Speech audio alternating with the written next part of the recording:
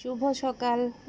Last তো দেখেছিলেন আমার গাছের পুর্তলিকা ফুল, আর এখন দেখে নেন রেইন লিলি। খুব সুন্দর রেইন লিলি হয়েছে গাছে, যদিও পরিমাণে খুব বেশি না, মাত্র গোটা কয়েক হয়েছে। তো যখনই বৃষ্টি আসবে তখনই কিন্তু অনেক বেশি পরিমাণে এই রেইন লিলি ফুটে। তার একটা ভিডিও অলরেডি আপনারা দেখেছেন। তো এই তো আমার শখের বাগান, শখের বারান্দায় শখের বাগান, ছোট ছোট গাছ, অনেক ধরনের গাছ আছে। এটা কিন্তু এই যে উস্তা গাছ বা করলা গাছ, এটা হচ্ছে আমার সেই টকপাতা গাছ। আর এই যে এগুলো হচ্ছে আমার গাছে লাগানো পুঁই শাক। কত লকলকা বড় বড় পাতা হয়েছে দেখেন। আমি কিন্তু কোনো রকম সার প্রয়োগ করি না, কোনো কিছুই না, তারপরও মাশাআল্লাহ অনেক সুন্দর হয়েছে।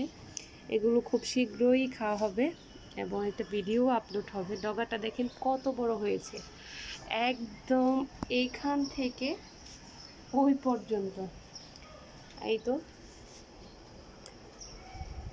কার কার আমার মতো এরকম গাছ লাগানো পছন্দ কমেন্ট করেন।